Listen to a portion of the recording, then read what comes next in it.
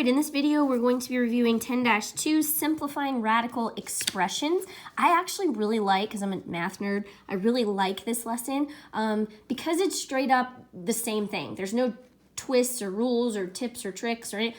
Once you learn how to do it, you're gonna know how to do it, and you'll actually apply this up into geometry. You're gonna use this a lot. So more so than graphing or anything else, you're gonna use this specific little skill a bunch. So the first thing you need to know is the product property of square roots, which just says whenever you're multiplying two numbers under a radical, you can actually separate it and put them each under their own radical and multiply, okay? So if I had a radical, and I had 9 times 16, right? I could separate each of those into their own radical. And then, of course, 9 is a perfect square, so the square root of 9 is 3. And 16 is a perfect square, the square root of 16 is 4. And 3 times 4 is 12, right? So instead of trying to figure this out, okay, well, 9 times 16, 90 and 54 is 144, and then I take the square root of 144. And instead of doing that, I can just go ahead and separate each factor out, take the square root of each one, and then multiply those together, right? So that's a quick little rule. Okay, so you're gonna see big numbers, and sometimes you can simplify them down all the way. They're perfect squares, and sometimes you can't. But it's kind of like a fraction. If you had the fraction 2/4, you wouldn't leave it as 2/4. That might be the answer, 2/4, but you wanna simplify it, right? You would always simplify it down to 1/2. Same thing with radical signs. We have radical signs, and okay, square root of 180, no big deal, but it's not simplified all the way. So we need to know how to simplify it. Basically, we're gonna pull out all of the factors that are perfect squares in here. So I'm gonna show you how to factor. We wanna just ask ourselves, what two numbers can I multiply together to get 180? It does not matter which two numbers you pick. There's a whole bunch of numbers you can multiply. By the time we get down to the very bottom, everyone's gonna have the same answer no matter what. There is only one right answer to simplifying this, but there's a whole bunch of ways to do it. So come up with two factors. I'm gonna come up with 10 and 18. Those are my two factors. Okay, then I ask myself, can I factor 10? Yes, I can divide it even more, right? I can divide it into 2 times 5. Can I factor 2? No, there's nothing I can divide 2 by.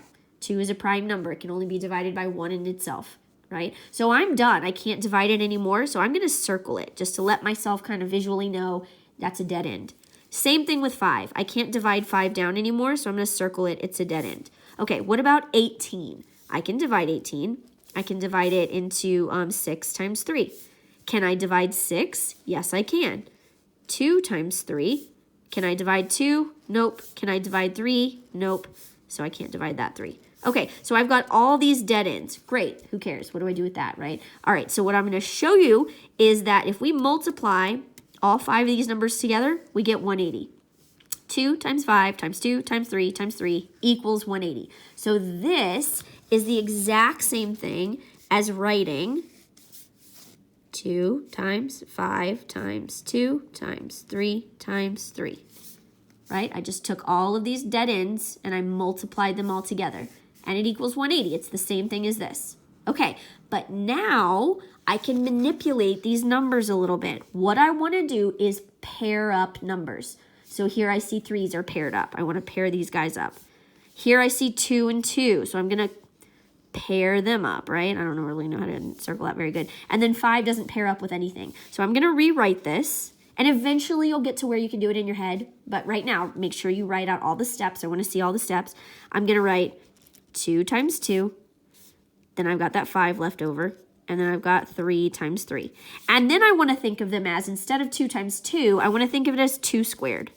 So I've got 2 squared times 5 times 3 squared. Okay, here's the little skill. This is the most important part.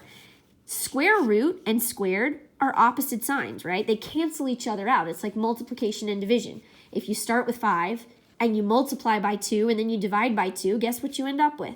5. The 2's canceled each other out.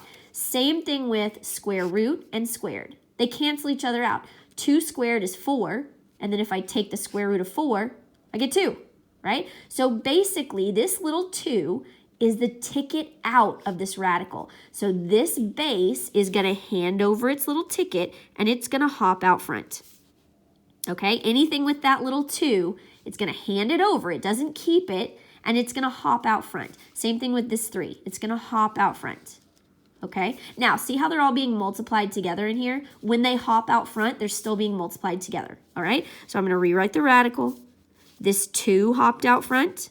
This 3 hopped out front, and I'm multiplying them together. Since I multiplied them in here, I'm multiplying them out here. And then this 5 couldn't hop out front. It doesn't have a ticket out, so it stays under the radical.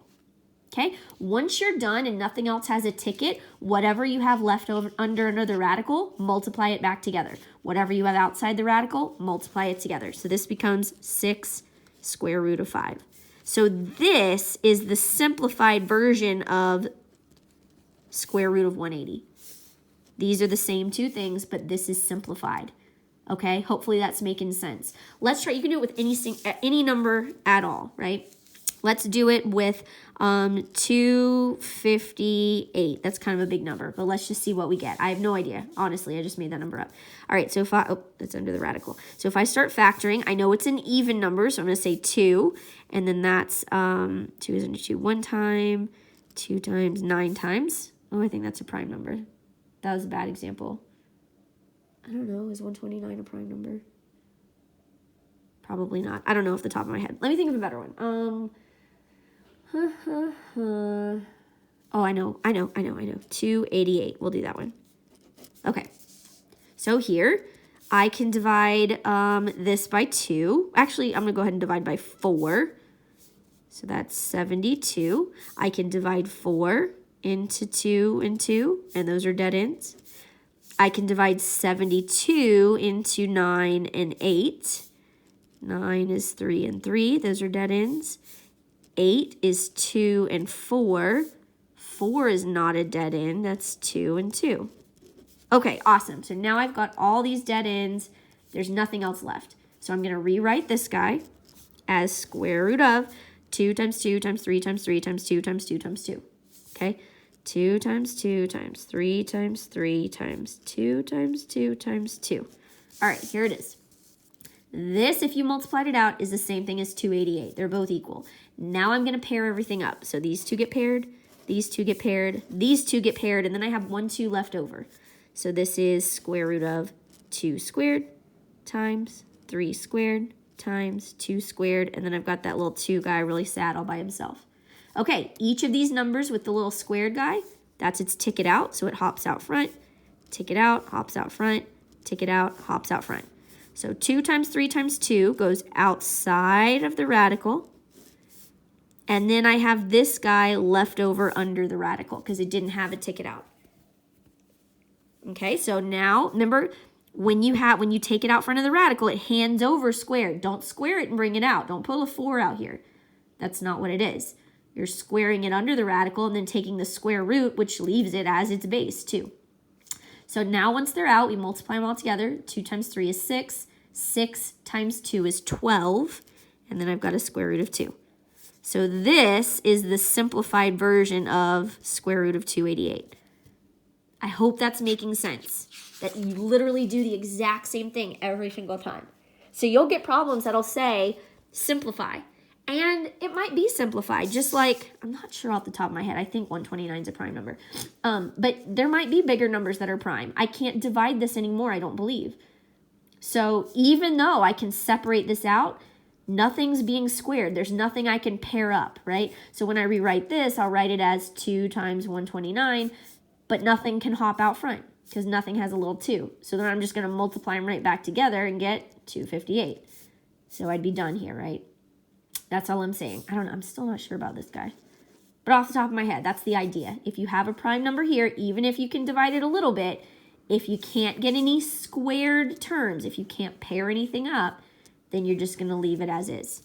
Okay, so let's go in here and look at some of the, it gives you a big example of all this, but let's look at some of these problems. All right, so let me highlight some of these. We'll do this guy, we'll do this guy, we'll do this guy, this guy, this guy. All right, and I might need a separate sheet of paper. All right, square root of 28. I'm going to do it on a separate sheet of paper. It says to simplify the expression. So I know I can divide that into 4 and 7, and I can divide the 4 into 2 and 2. Dead end, dead end, dead end, all prime numbers. So I'm going to rewrite this as 2 times 2 times 7, which is 2 squared times 7. Hands over its ticket out, hops out front, 2 square root of 7. Simplified form. You got to show me all that work. Don't just write the answer. 2 square root of 7. Show me all your work. All right, let's do number 6 here.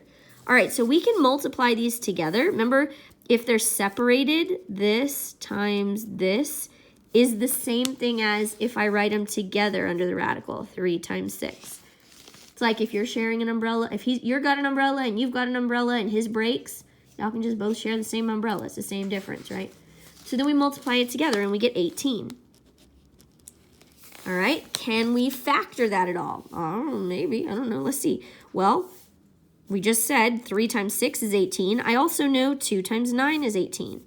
2 is a prime number, it's a dead end. 9 can be broken down into 3 and 3. Again, dead ends. So then I can rewrite that as 2 times 3, which is 3 squared. Hand over that little ticket, hop out front, 3 square root of 2. So this 3 square root of 2 is the answer to this. Hard to look at that and think, oh, the answer to that is 3 square root of 2. It's not super obvious, right? You do have to multiply it out and then simplify, but this is our final answer. All right, let's do the next one. 9x to the 4th power. Flip this over. Square root of 9x to the 4th power. Okay, so I can break this 9 down into 3 and 3. Those are each dead ends. I can break that x down into x squared times x squared. You got to know your properties of exponents here. Remember, when you multiply bases, you add the exponents. So 2 plus 2 is 4. And these are the same term. So I'm not going to break them down any more than that. So I'm going to have square root of 3 times 3 is 3 squared times x squared times x squared, so that's x squared is my base, and there's 2 of them, right? Just follow me, just follow me. X squared times x squared, I put the base in parentheses and how many times it's being multiplied outside parentheses. Anything with this little 2 is going to hand that little 2 over and hop out front. This is the base, so that 2 doesn't go anywhere, but this 2 is a ticket out. So this whole x squared is going to hop out front. And there's nothing left under the radical. There's nothing left. So my whole entire answer here is 3x squared. So the square root of 9x to the 4th is 3x squared. And if you think about it, 3x squared is 9x to the 4th, right? If we went forward with it, we get this. If we take the square root of this, we get this. I hope that's making sense. All right, 2 more. Number 13, we've got 4 times the square root of 10